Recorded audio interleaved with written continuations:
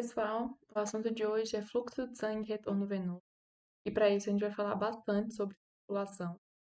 E a pauta do dia hoje vai ser sensibilidade vascular, pulsações da pressão arterial, veia e suas funções, varizes, e a gente vai falar também um pouquinho sobre microcirculação e sobre o sistema linfático.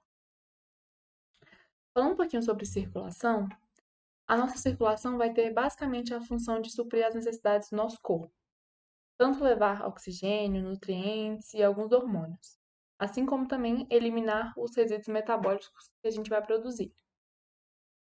Nossa circulação ela vai se dividir em circulação sistêmica e circulação pulmonar. A circulação sistêmica abrange 84% da nossa circulação. E é nela que vai ocorrer a principal função que a gente vai ter, que é a troca de nutrientes e também de resíduos metabólicos. Já a circulação pulmonar, que vai ser basicamente aqui entre o coração e o pulmão, abrange só 9%, mas é nela que nosso sangue vai captar oxigênio e vai remover o dióxido de carbono que vai ser produzido. Além disso, é importante também falar sobre os componentes da nossa circulação. O primeiro componente muito importante são as artérias. As artérias são vasos com paredes muito fortes, que vão aguentar uma forte pressão e o sangue lá vai circular com uma alta velocidade. Depois das artérias, a gente vai ter as arteríolas. E nelas vai ocorrer o controle do fluxo de sangue, ou seja, as arteríolas elas vão relaxar e contrair dependendo da quantidade de sangue que os tecidos precisam. Assim, elas vão relaxar, permitindo que mais sangue passe, caso o tecido necessite de mais sangue, mais oxigênio, mais nutrientes, e vão contrair em casos em que o tecido não precisa de tanto sangue e tanto oxigênio. Depois das arteríolas, a gente vai ter os capilares. E nesses capilares vão ocorrer as trocas de substâncias, principalmente ali nos poros que eles vão possuir na sua membrana. Depois dos capilares, a gente tem as vênulas, e depois das vênulas temos as veias. As veias vão funcionar basicamente como um reservatório de sangue. E nelas, o sangue vai vir com uma baixa pressão, por isso que elas têm uma parede mais fina, que vocês vão ver também lá na histologia. E elas também podem contrair e expandir dependendo do volume de sangue que necessita ser armazenado. Então, vamos aqui falar um pouquinho sobre o caminho que o nosso sangue vai fazer na nossa circulação. Primeiramente, o sangue vai sair aqui do nosso coração, do nosso ventrículo esquerdo, e ele vai passar pela artéria aorta. Na artéria aorta, ele vai chegar em todos os tecidos e os órgãos do nosso corpo. Depois disso, ele vai diminuir sua pressão e vai passar para as veias. E depois vai chegar no átrio direito pela veia cava superior e também pela veia cava inferior. E então, ele depois vai sair de novo e vai até os pulmões para que haja uma nova reabsorção de oxigênio e repita todo o processo. Como a gente pode ver aqui no slide, a pressão sistólica é 120 milímetros de mercúrio e a pressão diastólica é 80 milímetros de mercúrio. Já a pressão arterial pulmonar sistólica média é 25 milímetros de mercúrio e a pressão arterial pulmonar diastólica média é 8 milímetros de mercúrio, resultando em uma média de 16 milímetros de mercúrio na pressão arterial pulmonar. Outro ponto também muito importante que a gente tem que lembrar é que, apesar da artéria aorta ser muito espessa e muito importante, comparando a área de secção transversal dela e dos capilares, a gente vai ver que a área de secção transversal dos capilares vai ser maior. Ou seja, se a gente juntar todos os capilares e medir o diâmetro de todos eles, com certeza vai ser bem maior do que o diâmetro da aorta. Por quê? Porque a gente tem muitos capilares e a artéria aorta a gente tem só uma. Então, apesar dela ter um diâmetro maior, a gente compara juntando o diâmetro de todos os capilares. Por isso, o sangue que vai transcorrer ali na aorta, ele vai passar por uma velocidade muito maior nela do que nos capilares, porque ele vai se dividir em vários capilares e isso vai fazer com que ele perca a sua velocidade que vem lá da aorta. Como em tudo nessa vida a gente tem uma teoria, a gente também vai ter a teoria básica da função circulatória. E essa teoria, ela vai contar com três grandes princípios.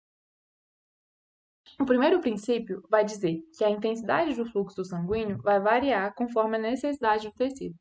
Ou seja, se um tecido precisa de muito oxigênio e de nutrientes, o fluxo sanguíneo que vai para aquele tecido vai ser maior. Entretanto, se o tecido não precisa de muito nutriente, oxigênio, o fluxo sanguíneo vai ser menor, ou seja, esse fluxo vai variar conforme a necessidade do tecido em destaque. O outro princípio é o de que o débito cardíaco é diretamente proporcional ao retorno venoso. Ou seja, o débito cardíaco, que é o volume de sangue bombeado em 1 minuto pelo nosso coração, ele vai ser, ele é controlado basicamente pela soma dos fluxos teciduais locais. Ou seja, o nosso coração ele não consegue mandar aquilo que ele não recebe. Então, se o retorno venoso é grande, o débito cardíaco também vai ser grande. O terceiro grande princípio é o de que a pressão arterial é independente do débito cardíaco e do fluxo sanguíneo local. Porque a pressão arterial, ela necessita se manter em equilíbrio e por isso o nosso corpo, ele manda sinais nervosos que vão manter essa pressão arterial constante, através do aumento da força de bombeamento e da constrição das veias e das arteríolas, no caso de alguma hemorragia e de alguma perca de sangue. Uma propriedade muito importante que os nossos vasos vão ter é a de distensibilidade vascular. É mais ou menos a capacidade que os vasos têm de distender ou então de contrair, dependendo das necessidades. Essa distensibilidade vascular ela é calculada pelo aumento do volume sobre o aumento da pressão vezes o volume original. Ou seja, se a gente tem um vaso com volume inicial de 10 ml e quando a gente aplica 1 milímetro de mercúrio de pressão e esse vaso altera o armazenamento dele em 1 ml, ou seja, passa a ter 11 ml de volume, quer dizer que a distensibilidade dele, depois de fazer essa conta, é de 0,1 por milímetro de mercúrio. Ou então, como a gente mais usa, por porcentagem, é de 10%. Uma propriedade muito importante das veias é que elas são 8 vezes mais distensíveis que as artérias. Por isso que elas funcionam como um reservatório de sangue, como eu já falei. Ou seja, sob a mesma pressão, as veias vão se distender 8 vezes mais do que as artérias, justamente por causa da parede fina e de todas as propriedades que elas têm. Além disso, na circulação pulmonar, as veias vão ter a mesma distensibilidade que as veias da circulação sistêmica. Enquanto já as artérias pulmonares, elas vão ter a distensibilidade maior que as artérias da circulação sistêmica. Uma coisa que vocês não podem confundir é a distensibilidade com a complacência. A distensibilidade é basicamente um valor percentual. Já a complacência, que é o próximo slide, ele vai ser um valor mais absoluto. Agora, como eu já dei um spoiler para vocês, a gente vai falar um pouquinho sobre a complacência vascular, que vocês vão usar muito esse conceito lá para frente. A complacência, também chamada de capacitância vascular, é a quantidade de sangue que é armazenada em uma região com aumento de 1 milímetro de mercúrio de pressão. E a fórmula que a gente usa para a complacência é a complacência é igual à distensibilidade que a gente já calculou no slide passado, vezes o volume, usando o exemplo anterior. Um vaso com volume inicial de 10 ml, que aumentou 1 ml, tem 10% de distensibilidade. Ok. Agora, vamos falar de outro vaso. Um vaso de 100 ml, que aumentou 10 ml, com aquela mesma pressão, tem a mesma distensibilidade de 10%. Porém, se a gente for jogar aqui na fórmula da complacência, um vai ter aumentado 1 ml, enquanto o outro vai ter sido aumentado 10 ml. Ou seja, a complacência do segundo vai ser maior do que a do primeiro, porque a complacência também está relacionada a volume, não apenas a quanto foi aumentado sobre a porcentagem que nem a distensibilidade diz. Então a gente não pode confundir isso, gente. Vamos lá. Distensibilidade é basicamente um valor percentual. Já a complacência é o valor absoluto. Um vaso que tenha a mesma distensibilidade que o outro pode ter complacência diferente. Além disso, essa complacência também vai ajudar a regular a pressão arterial. Como a gente pode ver aqui nessa figura, se a gente tiver um vaso com uma pressão inicial de 5 milímetros de mercúrio e seja aplicada um volume nesse vaso e esse volume aumente, assim como a pressão, a complacência, que é essa propriedade muito importante, vai fazer com que a pressão seja diminuída até retornar a um valor próximo ao original. Aqui a gente está vendo que alcançou uma pressão de 12 milímetros de mercúrio e depois essa complacência fez com que essa pressão abaixe até com que chegue a 8 e pouco, 9 milímetros de mercúrio. Então, juntamente com a estimulação simpática, é, essa complacência também vai ajudar a regular essa pressão arterial. O contrário também é válido. Se a gente tem um vaso de 8 milímetros de mercúrio e o volume seja reduzido, no caso de uma hemorragia, e essa pressão abaixe muito, essa complacência vai fazer com que o vaso contraia e a pressão aumente gradativamente. Isso a gente dá o nome de complacência tardia.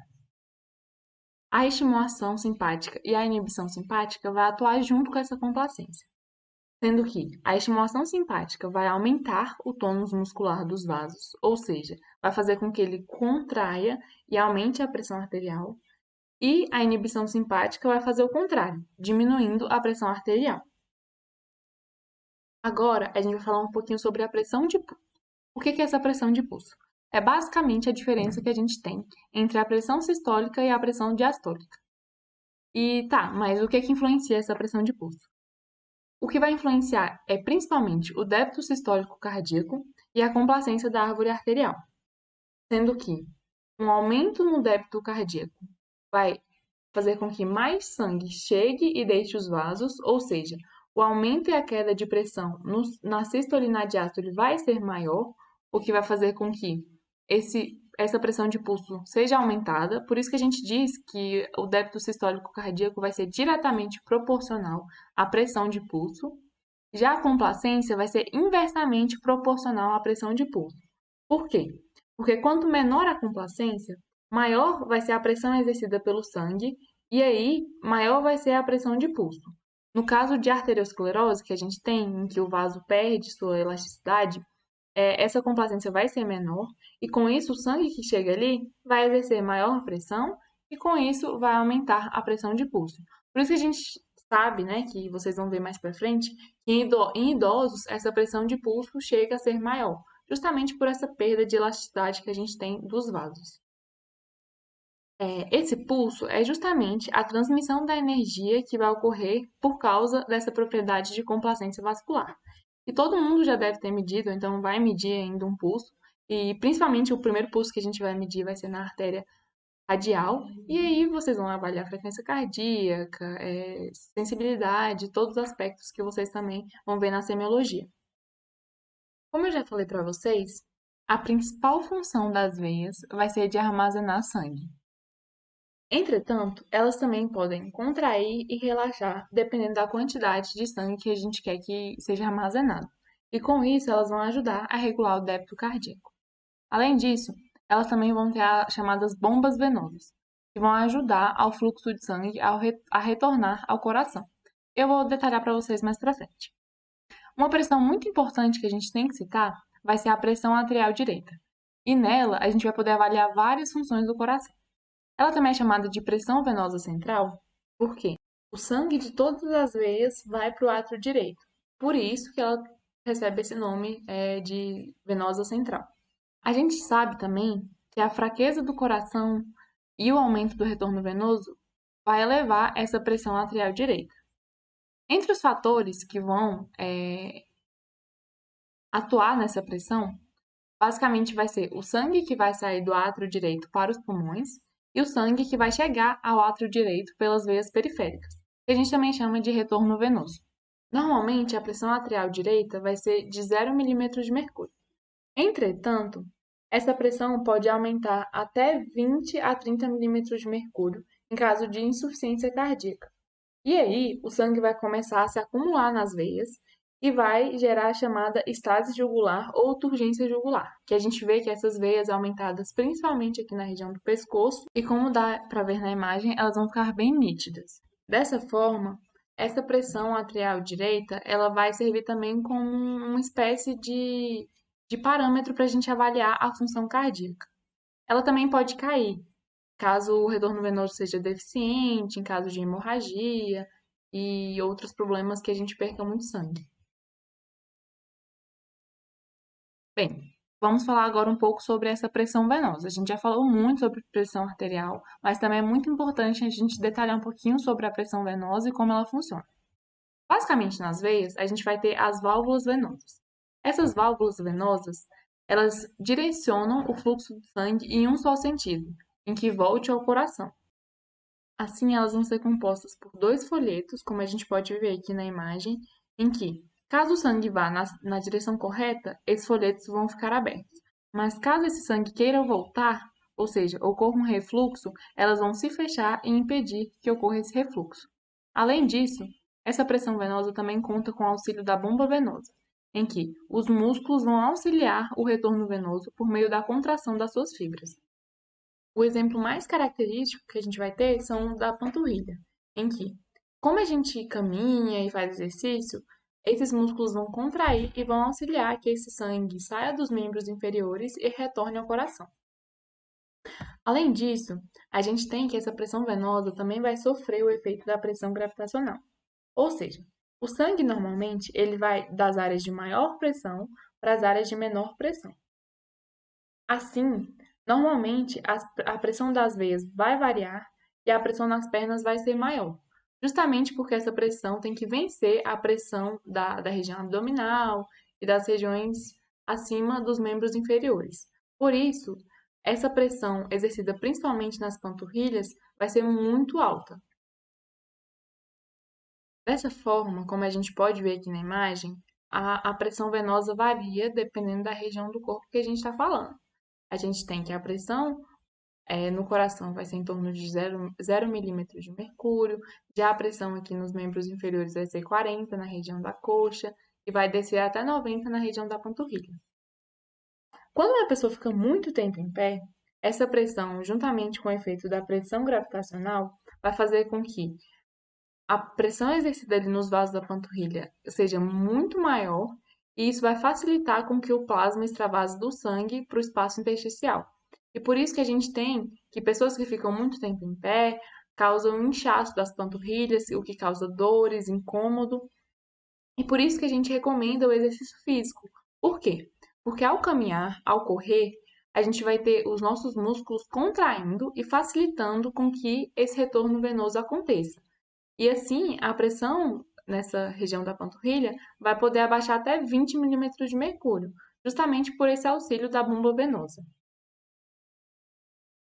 Entretanto, em caso de gravidez, obesidade, grandes períodos em pé, a pressão nessa região dos membros inferiores vai ser muito alta e vai fazer com que as veias sejam distendidas. E isso vai prejudicar as válvulas venosas. Por quê? Porque por mais que as veias tenham se dilatado, essas válvulas não vão se dilatar.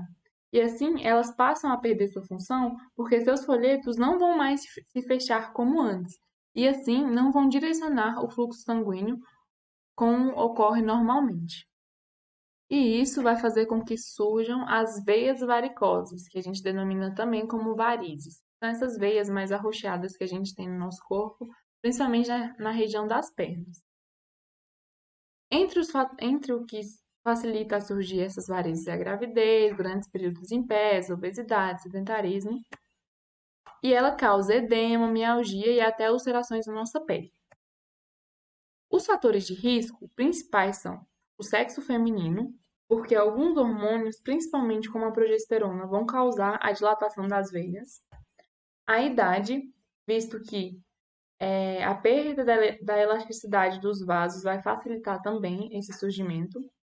O histórico familiar, porque alguns estudos dizem que o surgimento dessas varizes tem uma herança autossômica. A obesidade, porque esse peso na região abdominal vai aumentar a pressão nas veias dos membros inferiores. O tabagismo, pois as substâncias presentes no cigarro vão agredir a parede dos vasos. Gravidez, porque vai comprimir os vasos abdominais e vai fazer com que a pressão nesses vasos aumente e, como eu já disse, a pressão das veias dos membros inferiores tem que vencer a pressão nas regiões superiores do corpo. E como a pressão na região abdominal, nas veias, né, da região abdominal vai aumentar, a pressão também nos membros inferiores também aumenta gradativamente. E isso vai facilitar o surgimento dessas varizes. Além disso, a gente também tem o sedentarismo, como eu já falei, caminhar, andar, auxilia a bomba venosa e o retorno venoso, e uso de anticoncepcionais, porque a maioria dos anticoncepcionais tem a presença de progesterona e, como eu já falei para vocês, ele vai causar a dilatação das veias. Agora a gente vai falar um pouquinho mais sobre a microcirculação. E nessa microcirculação vão ocorrer funções essenciais para o nosso corpo. Entre eles é o transporte de nutrientes para os tecidos e a remoção de produtos da excreção celular. O caminho, como eu já citei para vocês, vai ser o sangue vai chegar pelas artérias, vai passar para a arteríola, e da arteríola ele vai para os capilares, onde vão ocorrer as trocas, e dos capilares eles voltam para as vênulas, que vão desembocar nas veias. A gente também precisa falar um pouquinho sobre a estrutura do capilar, como a gente está falando de microcirculação, e é principalmente no capilar que a sua função principal vai acontecer. O capilar, como a gente pode ver aqui nessa imagem, ele tem uma membrana basal, e também na sua membrana ele vai ter a presença de vesículas plasmalêmicas, canais vesiculares, que vai ser a junção dessas vesículas, e também de fendas intercelulares, que vão auxiliar na comunicação intercelular. Porém, dependendo do capilar e do local que ele se encontra, ele vai ter diferentes poros. A gente tem que no cérebro, eles vão ter a presença de junções oclusivas, que vai ser mais, digamos assim, seletivo no que vai passar por ali, permitindo principalmente a passagem de água, oxigênio e gás carbônico. Já por outro lado, a gente tem um outro extremo, que é o fígado, que ele vai ter fendas muito abertas, porque ele vai querer que passem macromoléculas como proteínas, entre outras moléculas grandes. Por isso que essas fendas vão ser mais abertas. Já no sistema gastrointestinal, a gente tem um tamanho mais ou menos intermediário, e nos glomérulos renais, além dessas fendas, a gente vai ter a presença de fenestrações, que vão auxiliar na passagem de substâncias iônicas e outras moléculas. Uma propriedade muito importante da microcirculação é a vasomotilidade, a qual vai regular o fluxo de sangue que chega nos capilares através da contração e relaxamento das meta-arteríolas e dos esfíncteres pré-capilares. Ou seja, caso não necessite de tanto sangue, essas meta-arteríolas e esses esfíncteres vão contrair. Caso necessite de muito sangue, eles vão relaxar e permitir a passagem de um fluxo sanguíneo maior. Essa vasomotilidade, ela vai ser regulada principalmente pela concentração de oxigênio nos tecidos, o que vai indicar para o nosso corpo se ele precisa de mais ou menos sangue. Agora, a principal função dessa microcirculação vai ser justamente essa troca de substâncias, que vai ocorrer principalmente por difusão, sendo que as substâncias lipossolúveis vão conseguir atravessar essa membrana capilar, já as substâncias hidrossolúveis vão se difundir através dos poros que a gente já falou no slide anterior. Um outro fator que vai influenciar essa troca de substâncias vai ser justamente a concentração. A gente tem que, quanto maior a diferença de concentração, maior a velocidade de movimentação da substância.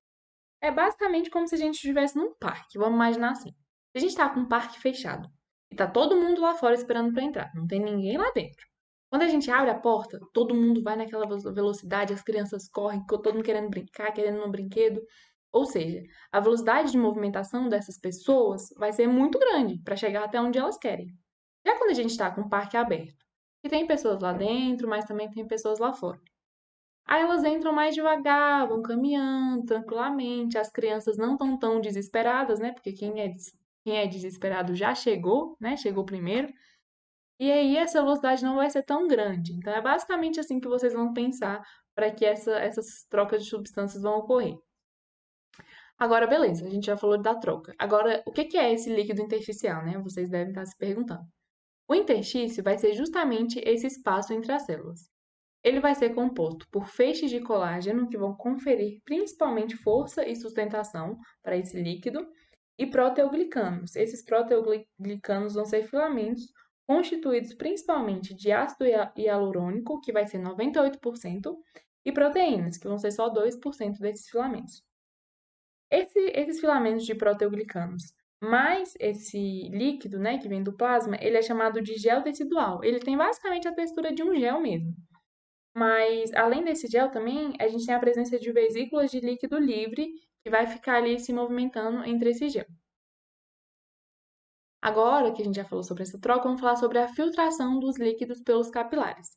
A filtração desse líquido vai ocorrer com a presença de 4 pressões principais: a pressão hidrostática capilar, a pressão hidrostática do líquido intersticial, a pressão coloidosmótica do plasma e a pressão coloidosmótica do líquido intersticial.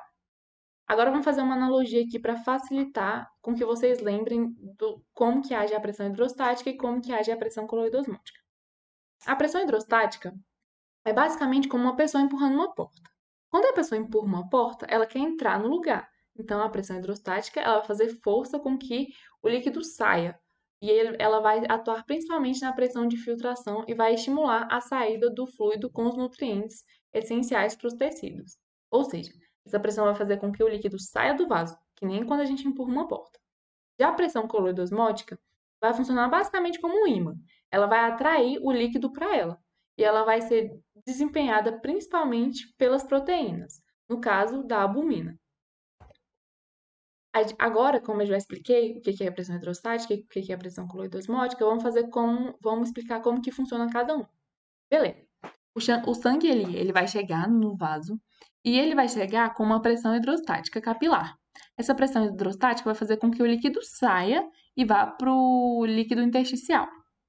Então, conforme esse plasma vai saindo, esse sangue vai ficando mais concentrado e com uma pressão coloidosmótica maior, porque a concentração de proteínas vai ficando maior, já que o líquido está saindo e a proteína não tem tanta facilidade de sair, já que é uma macromolécula. Então, conforme essa pressão coloidosmótica fique maior, ela vai facilitar a reabsorção do fluido com os resíduos e vai fazer com que esse fluido que saiu volte para o sangue, com todos os resíduos que foram produzidos ali pelos tecidos. Então, vai ser basicamente assim que a filtração vai acontecer. E para calcular, né, essa pressão efetiva de filtração que a gente tem nessa forma aqui, PF é igual. A gente vai somar as setas que estão indo para o mesmo lugar, a gente vai somar a pressão capilar e a pressão coloidosmótica do líquido intersticial, que são essas aqui, e vai subtrair das setas que estão indo para o lado contrário, que é a pressão do líquido intersticial e a pressão coloidosmótica do plasma. E com isso a gente vai ter a pressão efetiva de filtração. E para calcular a filtração propriamente dita, a gente vai multiplicar essa pressão efetiva de filtração pelo coeficiente de filtração capilar. Ele vai contar com os diversos aspectos que tem ali no capilar e como ocorre a filtração. Agora, já que a gente já falou sobre filtração, sobre microcirculação, a gente vai falar um pouquinho sobre o sistema linfático. O sistema linfático vai ser uma via acessória na qual o líquido vai fluir do espaço intersticial para o sangue. Ou seja, beleza que o fluido ele sai do sangue e volta para o sangue, mas acaba que o fluido não volta totalmente para o sangue e uma parcela fica ali no espaço intersticial. E esse sistema linfático vai ajudar com que esse fluido volte para o sistema venoso. E, além disso, ele também vai transportar para fora do espaço intersticial as proteínas que vazaram pelas fendas capilares, não deixando que as proteínas se acumulem e aumentem a pressão coloidosmótica do líquido intersticial. Os capilares linfáticos também, bem parecido com as veias, eles vão ter válvulas que vão impedir o refluxo de moléculas e de substâncias, ou seja, caso esse líquido queira retornar para o espaço intersticial, essas válvulas vão se fechar e vão impedir esse refluxo. Nesse sistema linfático, todos os vasos linfáticos vão escoar para o ducto torácico e depois vai desembocar no sistema venoso. Esse linfa, ele vai ter a mesma composição do líquido intersticial, logo após entrar nos capilares linfáticos. E então, ele vai ter duas funções principais, que é auxiliar na absorção dos nutrientes, principalmente os lipídios, e combater organismos invasores. Por quê? À medida que passa pelos linfonodos, essas partículas estranhas vão ser removidas e destruídas pelos linfonodos. Eu falei, né, que ele vai recolher o fluido extra que vaza para o espaço intersticial, mas vocês devem estar pensando, tá, mas como que isso funciona? Então, conforme o fluido vai para o líquido intersticial, acaba que algumas proteínas também vão junto, mesmo que elas sejam moléculas grandes. E essas proteínas, elas não conseguem retornar depois justamente pelo seu tamanho. E então, ocorre um aumento da concentração de proteínas no líquido intersticial. Esse aumento da concentração de proteínas vai fazer com que ocorra um aumento da pressão coloidosmótica também no líquido intersticial. Esse aumento da pressão coloidosmótica vai fazer com que ocorra um aumento da filtração para o líquido intersticial, a filtração de líquidos, água e nutrientes. Esse aumento da filtração vai aumentar o volume do líquido intersticial e, consequentemente, a pressão ali exercida. E então, com esse aumento de pressão, vai fazer com que ocorra um aumento do fluxo linfático. Por quê? Como a pressão está muito alta, ela vai fazer com que force esses capilares linfáticos e assim entre neles. Porque uma propriedade muito importante também do sistema linfático é que o aumento da pressão do líquido intersticial também vai aumentar o fluxo linfático. Além disso, falando, já que eu já falei desse auxílio no equilíbrio, uma última função, mas não menos importante, é a função de manter os tecidos unidos por causa da sua pressão negativa. Ela vai funcionar basicamente como um vácuo e, principalmente nos locais em que os tecidos deslizam uns sobre os outros, ela vai auxiliar com que esses tecidos fiquem bem juntinhos e bem grudadinhos, impedindo que haja uma movimentação excessiva. Então, foi isso, gente. Eu espero que vocês tenham gostado da aula. Eu recomendo que vocês leiam a literatura recomendada, que vocês dêem uma olhadinha nos nossos resumos, mapas mentais e também exercícios, e aproveitem muito o material que é disponibilizado aqui no site. Então, até a próxima e muito obrigada!